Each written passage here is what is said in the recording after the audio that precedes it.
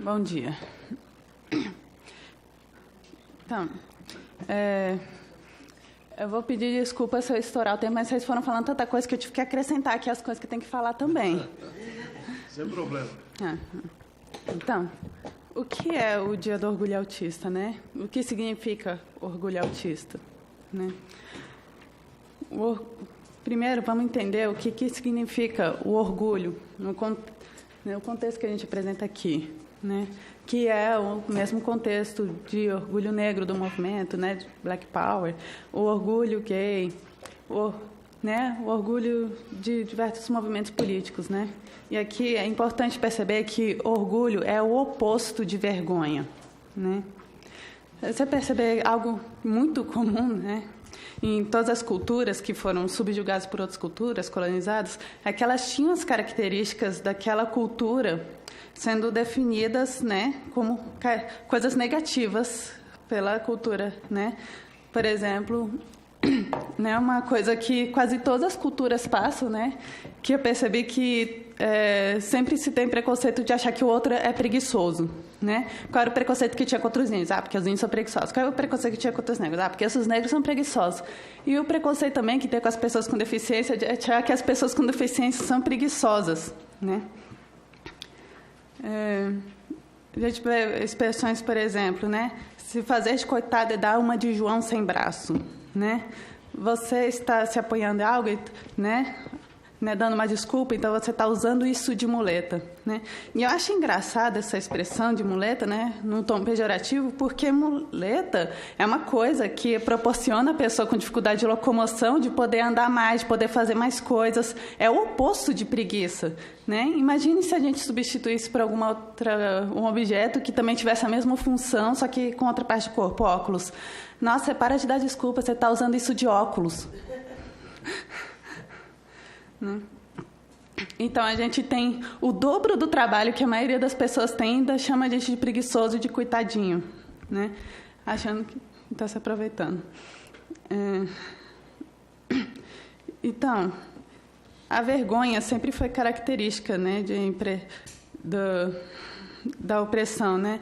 Como, por exemplo, as características das mulheres, né, são envergonhadas como mais fracas, mais frágeis, né, de pior qualidade. Isso é uma característica do machismo, né? Tipo, você coisa de menininha é uma coisa inferior, né? Você joga como uma garota, então quer dizer que você joga ruim, né? E no autismo também isso acontece, né? Os autistas são envergonhados por suas características.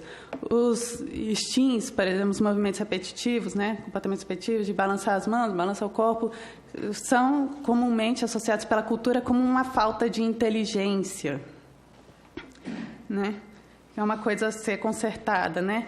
Se você ficar repetindo a mesma coisa 1 milhão de vezes, isso daí é uma coisa ruim, é um sintoma a ser corrigido, né? Então, as pessoas são envergonhadas tanto no âmbito familiar, tipo, o garotinho esquisito, o garotinho retardado, né? Olha só como ele se comporta, olha o que ele faz. E tanto até no nível institucional, né? A gente está falando aqui de escolas, faculdades, mercado de trabalho, de pessoas que não aceitam as características autísticas e acham que essas características fazem da gente alguém inferior, né? Elas envergonham a gente, né?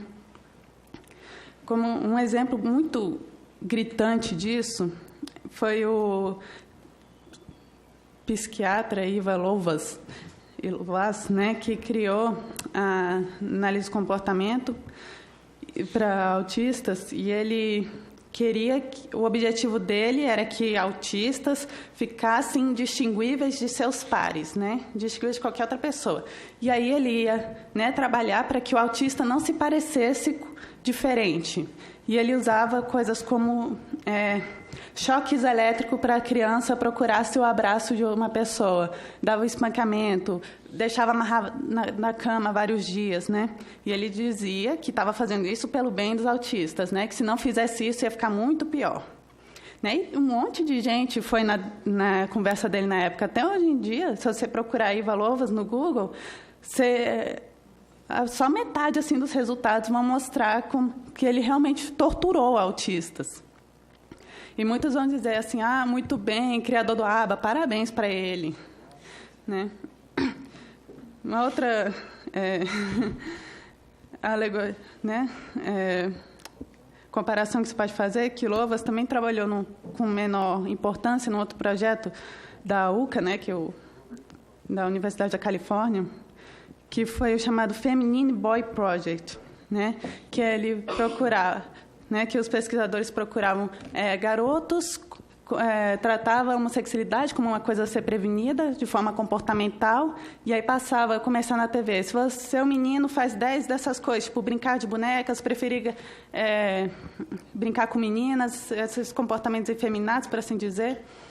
Era para procurar eles para fazer o tratamento, né, experimental, e aí eles botavam os meninos para brincar num local que tinha tanto os brinquedos de menino e os brinquedos de menina, e a mãe lá, ela tinha que ignorar o filho enquanto ele estivesse brincando com os brinquedos de menina e só dar atenção para ele se ele tivesse comportamentos masculinos.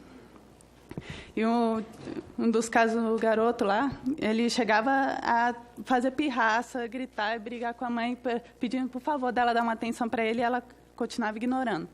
E disse que era para continuar esse tratamento em casa, que era para ele ter umas fichinhas, né, vermelha para quando tivesse um comportamento feminino e azul quando tivesse um comportamento masculino.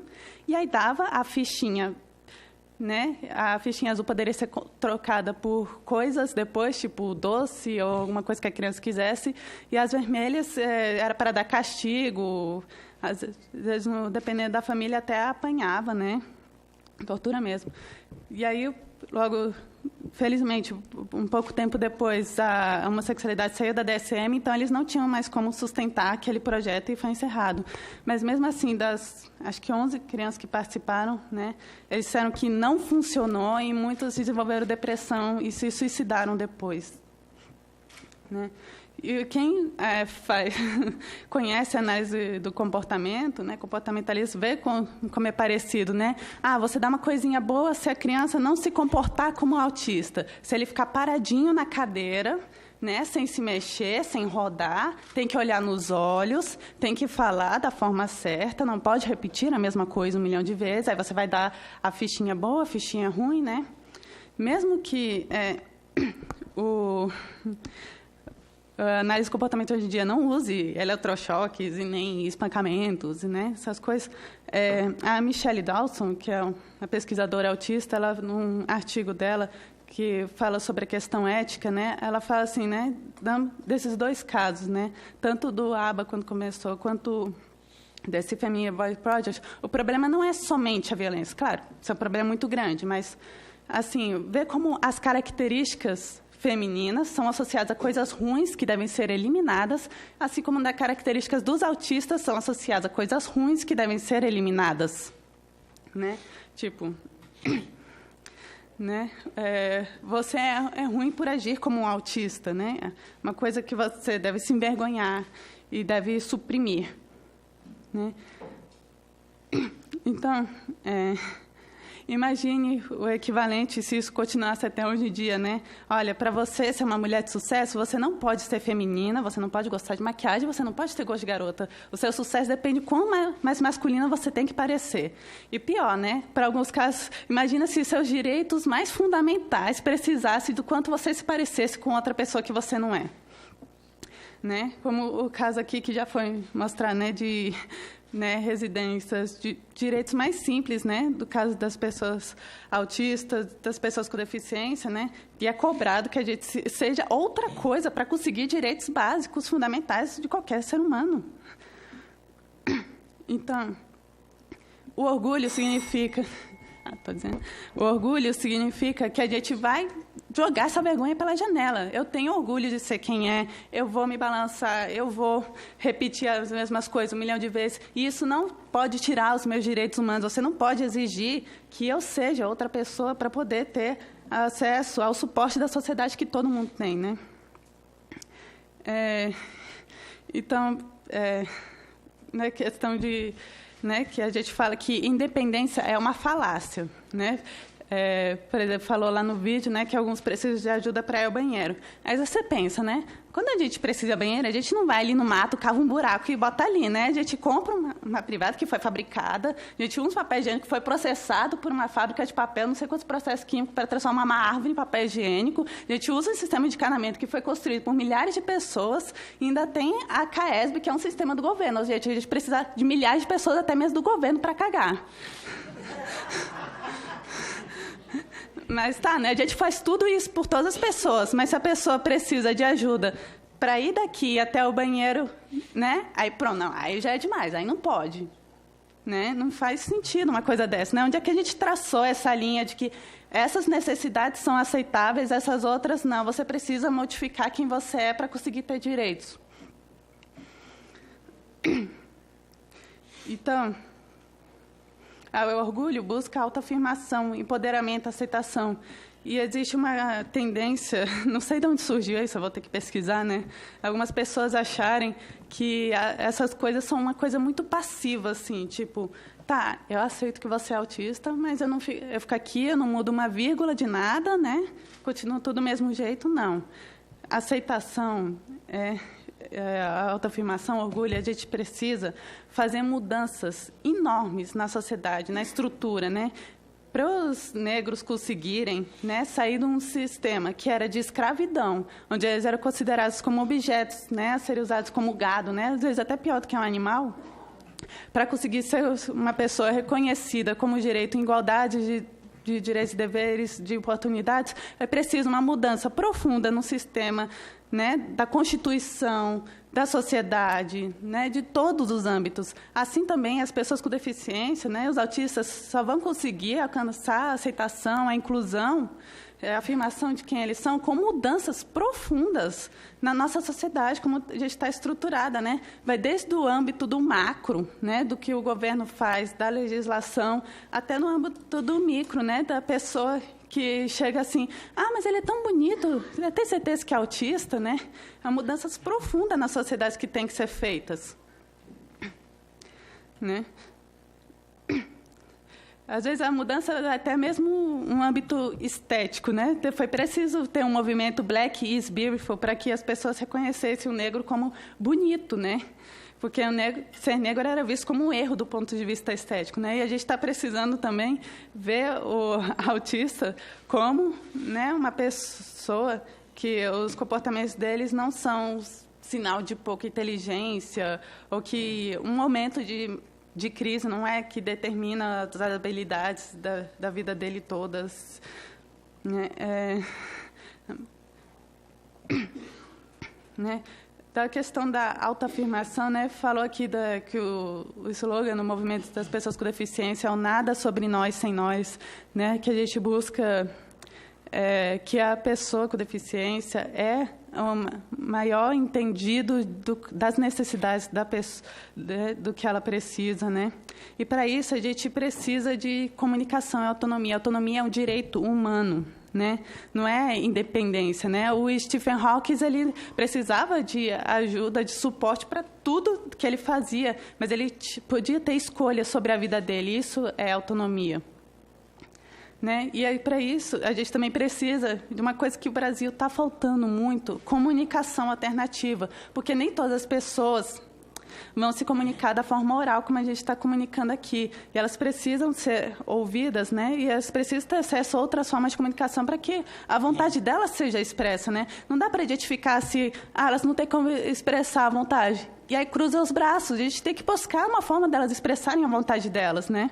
Ninguém é isento de vontades. Ninguém é uma concha vazia, com nada na cabeça, né? Mesmo um autista com deficiência intelectual, né, com epilepsia, tudo mais que você puder imaginar, eles podem atingir formas de comunicação alternativa e expressar a vontade, mesmo que a vontade dele seja que outra pessoa decida alguma coisa por ele. Eu gostaria muito de ouvir menos sobre cientistas e mais sobre autistas que protagonizaram os movimentos, né, de lutas para seus direitos. Eu gostaria de ouvir mais sobre a Temple Grandin, sobre a Amy Sequenza, que é uma autista não falante, por tudo que eu disse, né, epilepsia, não falante, deficiência intelectual, né, a Amy Fiest, né, tantos autistas que luta pelos seus direitos. E eu gostaria que eles que fossem o principal fonte de referência, né, quando você vai falar sobre autismo, né?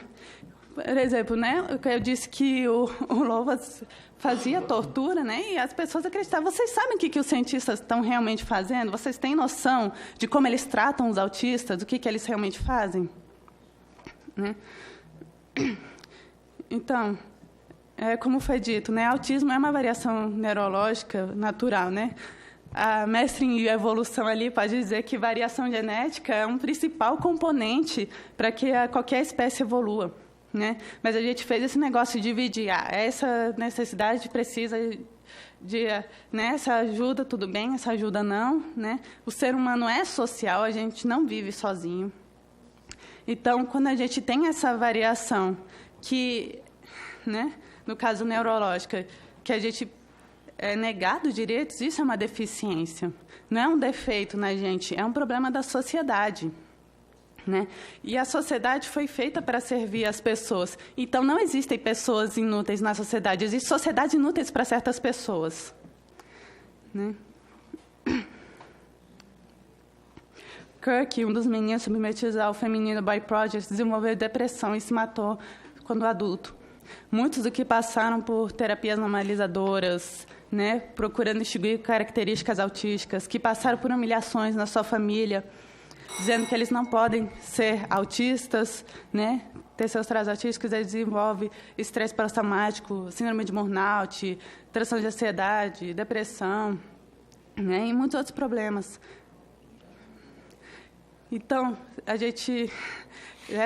e aí a gente vai pelo final, né? O que é o empoderamento, que é fazer tudo isso acontecer, dar voz aos autistas, mudar a sociedade profundamente em todos os seus âmbitos, micro e macro, respeitar o autista como autista, com suas características autísticas e...